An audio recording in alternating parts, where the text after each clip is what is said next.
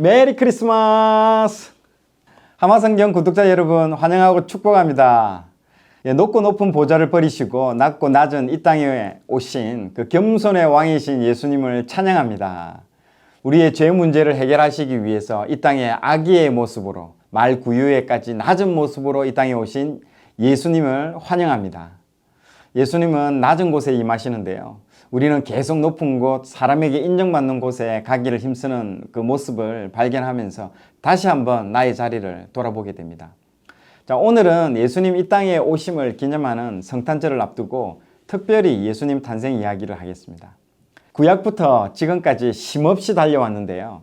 하나님의 은혜로 타이밍이 기가 막히게 마침 마태복음 시작에 나오는 이 예수님 탄생 이야기를 하게 되었습니다. 이것이 바로 카이로스 타이밍이라고 하죠. 오늘은 1장 18절부터 시작되는 예수님 탄생 이야기를 먼저 하겠습니다. 마태복음 1장 18절부터 예수 그리스도의 탄생 스토리가 나옵니다. 18절 요셉과 약혼하고 동거하기 전에 성령으로 잉태된 것이 나타났더니, 자, 우리는 이 구절을 쉽게 받아들이고 넘어가는 경향이 있습니다. 이 구절은 이스라엘의 결혼 문화를 알아야만이 이해할 수 있는 구절인 것이죠. 자, 유대인들은 결혼을 여러분 두 번 합니다. 결혼하고 이혼하고 또 다른 사람과 결혼하는 게 아니고요. 한 사람과 두 번의 결혼을 합니다. 이 두 번의 결혼은 약혼과 결혼으로 나누는데요. 약혼은 신부의 집에서 하고요. 결혼은 신랑의 집에서 이루어집니다. 먼저 신랑이 신부의 집에 먼저 찾아갑니다. 먼저 신랑이 지참금을 들고 신부 집에 찾아가죠. 신부 아버지에게 신부의 그 값을 지불하고 양가의 동의를 얻고 계약을 합니다. 계약을 하면 이미 법적인 부부가 되는 것이죠. 자, 그런데 유대인의 결혼 의식에서 독특한 점은요.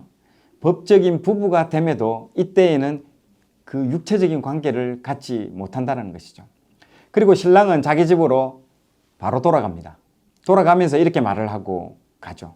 자, 1년 후 어느 날 알지 못하는 그 시간에 내 그대를 반드시 데리러 오겠습니다 하고 신랑은 떠나가는 것이죠. 자, 그러면 신랑은 자기 집에 돌아가서 아버지의 그 감독 아래에서 신부와 함께 살 집을 짓게 되는 것이죠. 이것이 대략 1년에서 2년 정도 걸립니다. 너무 기쁘게 집을 짓겠죠. 시간이 금방 지나갑니다. 집 건축이 언제 마쳐야 되는지는 신랑이 결정을 못합니다. 그 신랑의 아버지가 이제 결정을 하게 되는 것이죠. 아버지가 보면서 공사가 어느 정도 마무리가 되었다 싶으면 아들을 부릅니다. 그 정도면 내 아내를 데려와도 되겠다. 그러면 신랑은요, 한달음에 바로 신부를 데려옵니다. 그리고 신랑 집에서 성대한 결혼을 하게 되는 것이죠. 자, 여기서는 7일간의 결혼식이 이루어집니다. 요한복음에 나오는 가나의 혼인잔치 여러분 아시죠? 그 혼인잔치는 신랑 집에서 하는 그 두 번째 결혼을 말하고 있습니다. 7일간 진행되는 이 결혼식을 통해서 신랑과 신부가 그 신방에 들어가서 나오지 않고 합방이 이루어지고요. 신랑과 신부의 그 깊은 사귐이 이제 이루어집니다. 이렇게 유대인의 결혼식은 거의 1년에 걸쳐서 진행된다고 보시면 됩니다. 다시 본론으로 한번 가볼까요? 마태복음 1장 18절 예수 그리스도의 나심은 이러하니라. 그의 어머니 마리아가 요셉과 약혼하고 동거하기 전에 성령으로 잉태된 것이 나타났더니, 자, 방금 유대인 그 결혼 문화를 들어서 여러분 이 구절이 이제 이해될 것입니다. 마리아가 요셉과 약혼하고, 여기서 약혼은 첫 번째 결혼, 즉 신부집에서 한 결혼을 말하고 있습니다. 이 약혼에서 중요한 두 가지 개념은요. 법적인 부부로 인정이 되었다는 것이고요. 두 번째는 육체적인 관계를 맺지 못하는 시기라는 것이죠. 이것이 마리아의 동정녀 탄생의 근거가 되는 것입니다. 그리고 동거하기 전에 라는 이 말이 신랑 집에서 두 번째 결혼식 전이라는 상태를 지금 말을 해주고 있는 것입니다. 자, 다음에 나오는 구절, 성령으로 잉태된 것이 나타났다. 여러분, 이 상태가 마리아 입장에서는 얼마나 황당한 상황입니까? 약혼하지 않은 처녀여도 충격이 굉장히 클 텐데 결혼을 앞두고 약혼을 한 여자에 의해서 이런 일이 일어났다는 것이죠. 남의 일이라 여러분 강 건너 불구경 보듯이 성경 읽을 수 있겠지만요. 정말 나에게 이런 일이 일어나면 엄청난 이거는 멘붕 상태인 것입니다. 당시 율법으로 보면요, 마리아는 돌에 맞아 죽어야 되는 상황입니다. 여러분 신명기 22장 23절에서 24절 말씀을 보면요, 처녀인 여자가 남자와 약혼한 후에 어떤 남자가 그를 성읍 중에서 만나 동침하면 너희는 그들을 둘 다 성읍 문으로 끌어내고 그들을 돌로 쳐 죽일 것이니 그 처녀는 성 안에 있으면서도 소리 지르지 아니하였으며 그 남자는 그 이웃의 아내를 욕보였음이라. 너는 이같이 하여 너희 가운데서 악을 제할지니라. 현재 마리아가 아기를 가진 상태이기 때문에 당시 사람들은 생각하기를 마리아가 요셉이 아닌 다른 남자를 만나서 동침한 것으로 의심할 수밖에 없는 그런 상황인 것이죠. 신명기 율법을 근거로 하자면 마리아는 돌로 쳐서 마땅히 죽어야 할 상황인 것입니다. 자, 실제로 요한복음 8장에 간음하다가 붙잡힌 여인의 경우 그때 그 남자는 뭐 간음을 같이 했던 그 남자는 도망을 갔는지 모르겠지만은 거기에는 나오지 않습니다. 여자만 잡혀서 나오고 있습니다. 어린 아이부터 어른까지 나와서 돌을 손에 들고 있는 것이죠. 돌을 던지기 직전의 상황인 것입니다. 여러분, 당시 유대 사회에서 이 행동은 간음한 여인에게 무자비한 것이 아닙니다. 율법을 집행하는 상황으로 보셔야 되는 것이죠. 자, 요셉도 똑같은 상황입니다. 분노를 이기지 못하고 사람들에게 마리아의 부정을 알리고 마리아를 율법으로 집행할 공간으로 밀어 넣을 수 있는 그런 상황인 것이죠. 그러나 요셉은 그렇게 하지 않고 마리아를 긍휼히 여기고 그 허물을 덮으려고 한 것입니다. 그 과정 가운데 나신 분이 예수님이라는 그 사실이 우연이 아니죠. 여기서 요셉의 모습을 통해 예수님의 모습을 볼 수 있는 것입니다. 우리를 긍휼히 여기시고 십자가에서 우리의 죄를 대신해서 죽으신 모습인 것이죠. 사회 통념상 정말 돌에 맞아 죽어 마땅한 상황이 벌어졌음에도 요셉은 마리아를 긍휼로 덮어버렸습니다. 그래서 요셉은요, 율법적 어려움을 뛰어넘는 어려움까지 나간 것으로 우리는 볼 수 있는 것이죠. 우리는 여기서 기독교의 핵심은 율법이 아니고 예수님인 것을 알 수 있습니다. 예수님의 긍휼, 십자가로 우리의 죄와 허물을 덮어주신 그분의 사랑이 핵심인 것이죠. 예수님이 그 요셉의 마리아에 대한 긍휼과 사랑 가운데 이 땅에 오심에 정말 감동이 됩니다. 자, 여러분 오늘 예수님 탄생 이야기를 했는데요. 유대인의 그 결혼 문화 속에는 예수님 탄생과 다시 오심의 모든 비밀이 숨겨져 있습니다. 성경은 아담과 하와의 결혼으로 시작해서 어린 양과 신부의 혼인잔치로 끝을 맺습니다. 즉 성경은 결혼으로 시작해서 결혼으로 마칩니다. 그 정도로 결혼에 많은 초점이 맞춰져 있습니다. 아담과 하와의 그 결혼으로 시작하지만요, 이 결혼은 망쳐졌습니다. 그래서 이 결혼을 다시 회복하는 것이 최후의 결혼인 예수님과 교회의 결혼, 즉 어린 양과 신부의 결혼으로 끝이 나는 요한계시록 19장의 스토리인 것이죠. 자, 예수님의 사역에 있어서 이 결혼은 너무 중요합니다. 그런데 유대인의 결혼 문화는요, 우리 한국 문화와는 너무 달라가지고 이해하기가 정말 어렵습니다. 지금부터 설명하는 내용을 들으면요, 예수님의 그 사역이 너무 쉽게 아마 풀릴 것입니다. 일단 표로 제가 정리를 했습니다.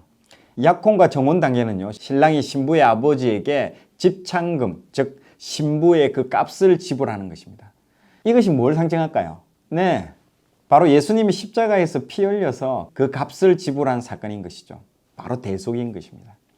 두 번째가 신부집에서 잔치가 이제 열립니다.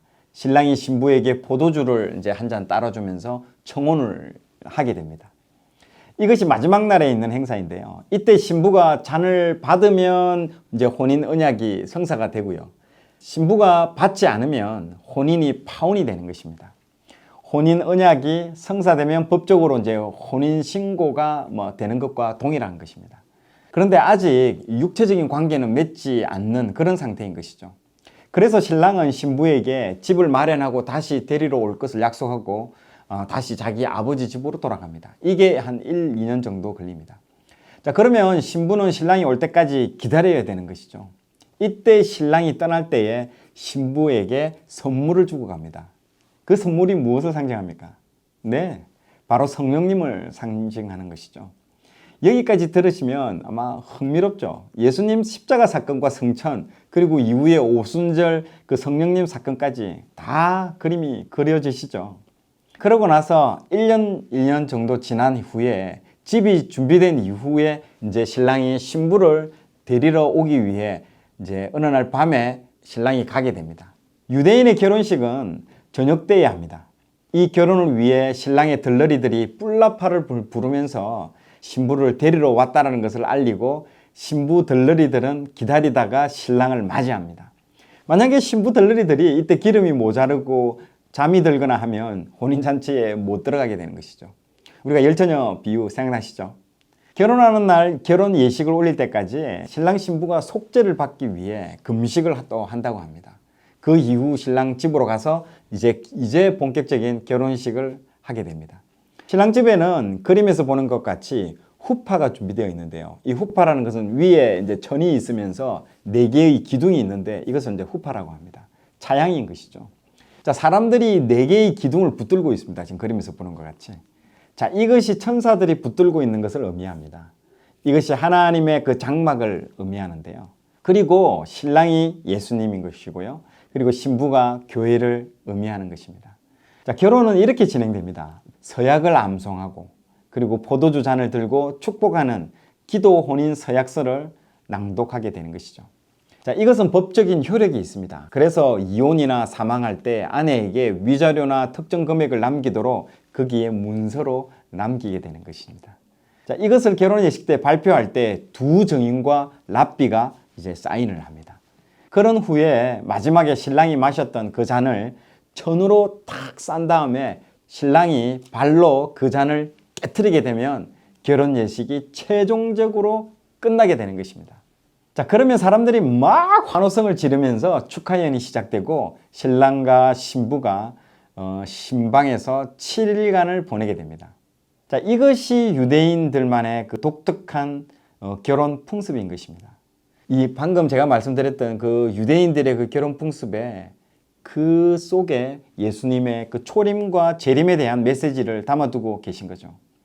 자, 유대인들이야말로 자신들의 결혼 풍습을 통해서 예수님의 그 초림과 재림을 가장 잘 이해할 수 있는 특권을 가졌지만 정작 그들의 눈은 가리워져 있습니다. 복음서에 기록된 예수님의 생애는 죄의 문제를 해결하기 위해 희생제물로 죽기 위해 오신 초림의 메시아에 대한 역사적 정언입니다.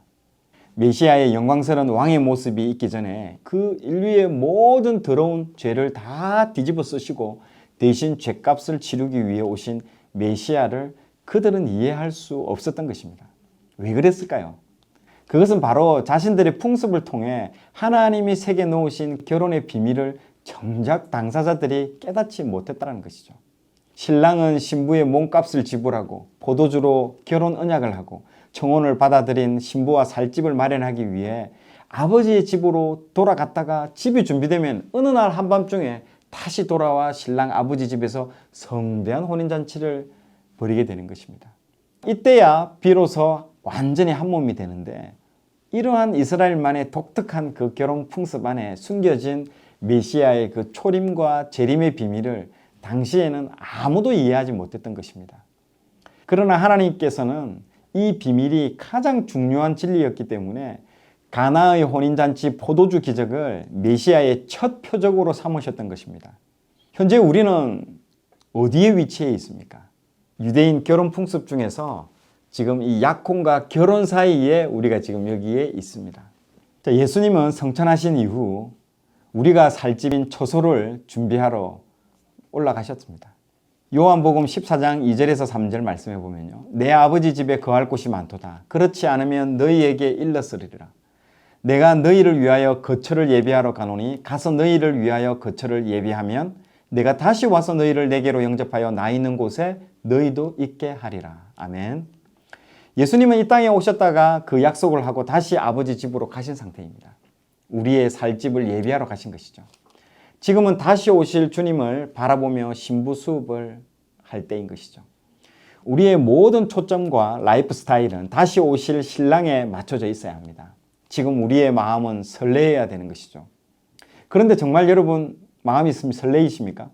지금 우리의 마음 상태는 정말 어지러운 사회에 휩쓸려 가지고 마지막 때다, 두렵다, 무섭다, 혼란스럽다 막 그런 마음일 겁니다.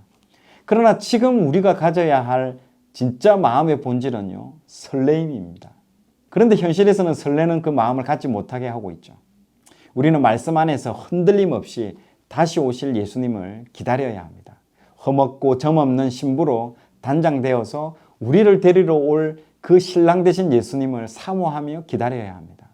여러분, 오늘 성탄을 앞두고 초림으로 오신 예수님을 축하하는 마음과 동시에 다시 오실 예수님을 사모하는 마음으로 이 영상을 만들었습니다. 유대인의 결혼 예식으로 예수님은 분명히 보여주셨습니다.